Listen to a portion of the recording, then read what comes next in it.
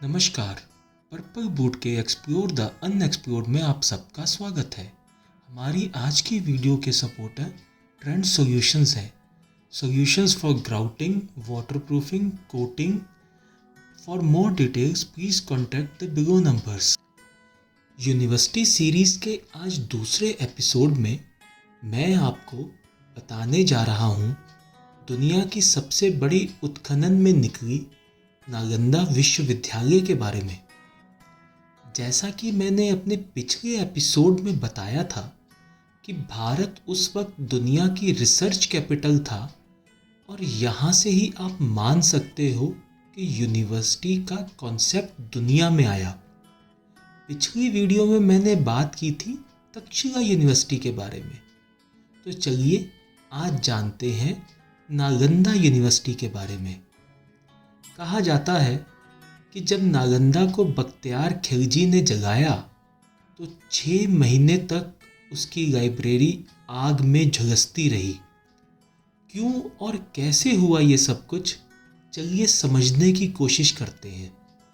पर सबसे पहले जानते हैं कि नालंदा थी क्या।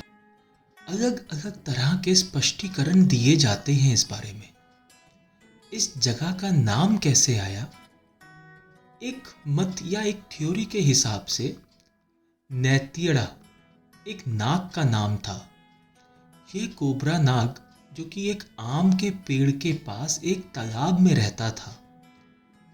ये तालाब एक मठ के दक्षिण में था, तो नैतियड़ा का नाम आगे बिगड़ के नालंदा बना। दूसरा मत ये है कि बोधिसत्व ने जिस जगह दान दिया था और जो यहाँ रहे थे, इस जगह को नालंदा कहा गया। और तीसरा और सबसे प्रसिद्ध मत जो है नालंदा के बारे में कि नालंदा का अर्थ है ना आलमदा, यानी लगातार बहने वाला ज्ञान। तो ये जगह धार्मिक केंद्र के रूप में जानी जाती थी। कहा जाता है कि ये वही जगह थी जहाँ महात्मा बुद्ध अपने अनुयायियों के साथ रहे थे। ईसा से 523 बीसी से लेके 477 बीसी तक। और गौतम बुद्ध के सिद्धांतों पे कई जगह चर्चा भी की गई थी। और यही वो स्थान भी है जहाँ महावीर जैन तीर्थंकर गौशाला से मिले थे।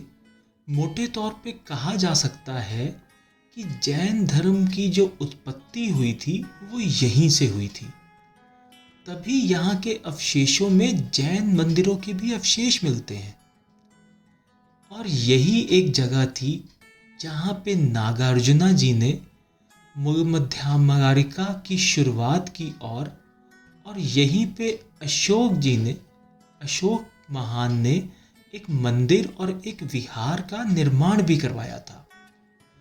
तो आप ये समझ सकते हैं कि प्राचीन मगध के एक छोटे से शहर के रूप में नालंदा महावीर और बुद्ध के समय से ही अस्तित्व में था। नालंदा मगध साम्राज्य की 2 राजधानियों राजगृह और पाटलिपुत्र के बीच में स्थित था, जो घनी आबादी वाले शहर थे उस वक्त भी। नालंदा की जलवायु के बारे में हमें इत्सिंग्स में से जानकारी मिलती है।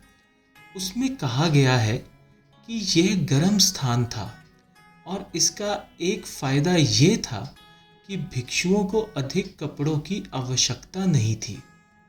तो कब और कैसे बना नालंदा?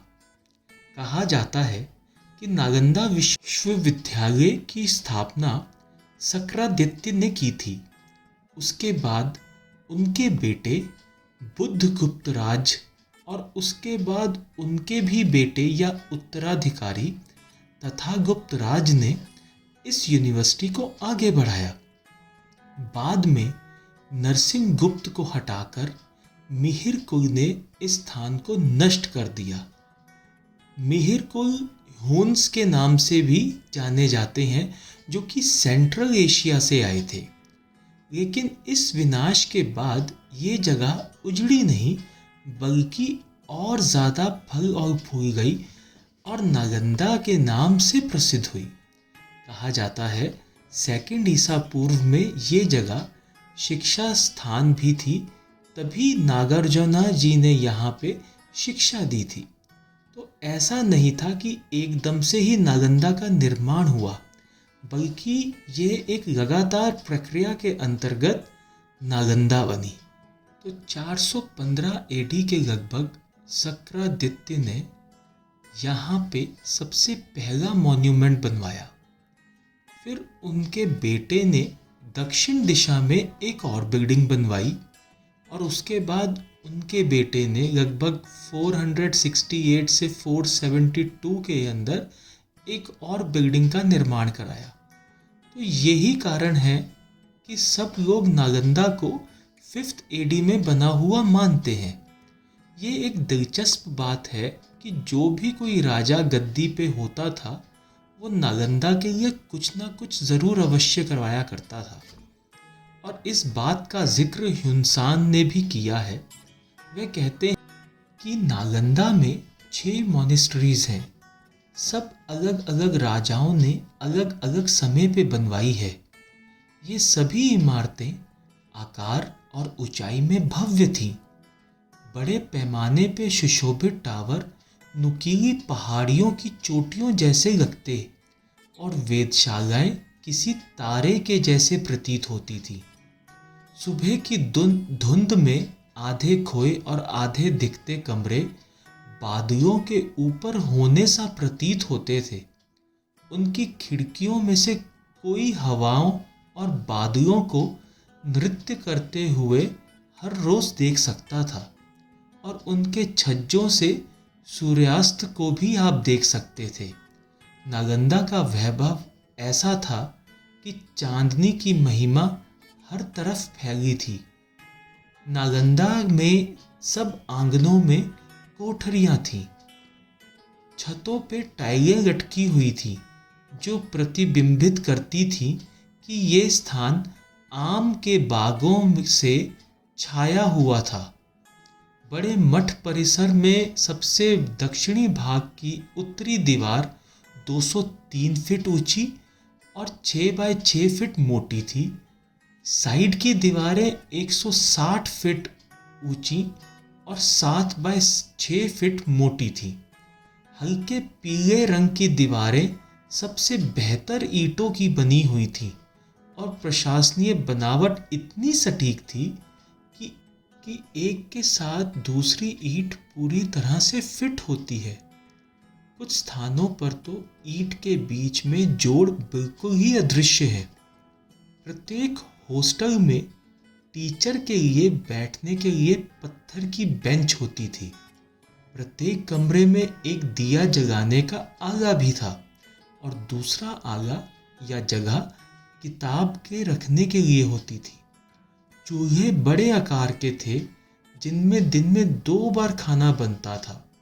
खाने में चावल खाए जाते थे, रात को फल और हल्का खाना दिया जाता था। हर मठ के आंगन में एक कुआं भी होता था। तो आप कह सकते हैं कि नालंदा वर्ल्ड का सबसे पहला हॉस्टल था जहाँ पे स्टूडेंट्स रहा करते थे। खुदाई से पता चला है कि विभिन्न अवधियों के दौरान इस जगह पे कम से कम 13 मठ थे। डिज़ाइन के लिहाज से एक बिल्डिंग के अंदर 32 से लेकर 40 कमरे तक पाए गए और इन हॉस्टल्स में जो स्टूडेंट रहते थे और लगभग 108 बिल्डिंग्स के करीब यहाँ पे पाई गई। और इन 108 स्टूडेंट्स में जब नालंदा की हाईएस्ट स्ट्रेंथ का पता चला तो लगभग 10,000 बच्चे यहाँ पे पढ़ते थे। ह्वेनसांग और फाहियांग के बारे में तो हम सब जानते हैं कि ये चाइना से आए थे नालंदा में पढ़ने, पर यहाँ के अलावा चाइना के अलावा Mongolia, Tibet, Korea, Sri Lanka, Nepal, Bhutan, Japan और सेंट्रल एशिया के भी लोग या बच्चे यहाँ पे पढ़ा करते थे। कहा जाता है कि केवल 20% बच्चे ही प्रवेश के लिए आने वालों में से सफल हो पाते थे और बाकी शेष को निराश होकर वापस जाना पड़ता था। और एक दिलचस्प चीज़ ये थी कि द्वारपाल ही उन बच्चों से सवाल पूछते थे। वो धार्मिक विवादों के विशेषज्ञ होते थे और लोगों को आजमाने के लिए कठिन समस्याओं के साथ हमेशा तैयार रहते थे। प्रवेश के लिए उम्मीदवारों की जो उम्र थी वो 20 साल के ऊपर होनी होती थी। यह भी उल्लेख किया गया है कि विश्वविद्यालय ने माध्यमिक और प्राथमिक शिक्षाओं के लिए एक विभाग संचालित किया था। इन सभी छात्रों के लिए एक बहुत ही उच्च नैतिकता के मानक निर्धारित किए गए थे और नालंदा के छात्रों को नैतिकता के मॉडल के रूप में लिया जाता था। तभी तो 7 शताब्दियों के लंबे अस्तित्व के दौरान एक भी दोषी या विद्रोह का एक भी मामला दर्ज नहीं हुआ नालंदा में। अब सवाल ये उठता है कि यूनिवर्सिटी के पास फंड कहाँ से आता था, पैसे कैसे आते थे। जैसा कि मैंने अपनी प्रीवियस वीडियो में बताया था कि जो उस वक्त के जो राजा थे वो यूनिवर्सिटी एजुकेशन को सपोर्ट किया करते थे, पर नालंदा के अंदर एक और भी कंसेप्ट था। जो स्टूडेंट्स थे उनको भिक्षा के लिए भेजा जाता था और इसमें ऐसा था कि चाहे वो अमीर हो चाहे वो गरीब हो, ये भिक्षा सबके लिए अनिवार्य होती थी। मैनेजमेंट की प्रैक्टिकल ट्रेनिंग उस वक्त प्रैक्टिकल में दी जाती थी, तो ये कह सकते हैं कि एक्चुअल लाइफ स्किल्स छात्रों को मिलते थे। छात्र पास के गांव में जाके भिक्षा मांगते थे और उस आय को यूनिवर्सिटी में जमा करवाते थे। तो मिनिमम रिसोर्सेज से मैक्सिमम आउटपुट निकलता था। भीख मांगने का दैनिक कर्तव्य अहंकार को कम करता था और जो शाई स्टूडेंट होता था उसको भी बोलना सिखाता था। तो सभी को अपनी जो इच्छाएं थी उनको नियंत्रित करना होता था और इस जुनून को ख़त्म करना होता था कि हम बहुत कुछ हैं। और ये प्रैक्टिकल सेशंस होते थे, वो स्टूडेंट को डाउन टू अर्थ बनाते थे और एक संतुलन उनकी लाइफ में देते थे। और ये संतुलन का ही भाव था जिसकी वजह से नालंदा दुनिया की सबसे बड़ी यूनिवर्सिटी बनी। अब सवाल उठता है कि क्या क्या पढ़ाया जाता था। लगभग 108 से ज़्यादा सब्जेक्टों की पढ़ाई यहाँ पे करवाई जाती थी, जिसमें बुद्धिज़्म के दोनों स्वरूप हीनयान और महायान, उसके अलावा चिकित्सा, फिलॉसफी, लॉजिक, एस्ट्रोनॉमी, तंत्र, वेद, संख्या, शब्द विद्या, उस वक्त की ग्रामर जिसको बोलते थे, संस्कृत और पाली जो थी वो कंपल्सरी लैंग्वेज होती थी। फिर उसके बाद मैनेजमेंट, अर्थशास्त्र, धनुष या लड़ाई की विद्या, ये सब भी उस समय पढ़ाया जाता था।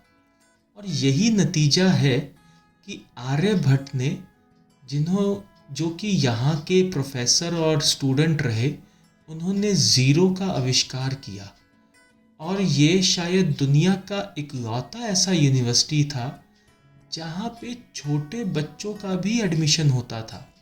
मतलब यहाँ 6 साल तक के बच्चे की एडमिशन के प्रमाण मिले हैं और छात्र और शिक्षक का जो अनुपात था वो 1:7 का हुआ करता था। तो ऐसा क्या हुआ कि इतनी महान यूनिवर्सिटी इतिहास के पन्नों पे कहीं गुम सी हो गई। तो इस कारण को जानने के लिए इंतज़ार कीजिए मेरी अगली वीडियो का। तब तक के लिए चैनल को सपोर्ट करें, शेयर करें, थैंक्स का बटन दबा के फाइनेंशियली सपोर्ट करें, क्योंकि पर्पल बूट की यही है राय, मनोरंजन वही जो ज्ञान बढ़ाए। धन्यवाद।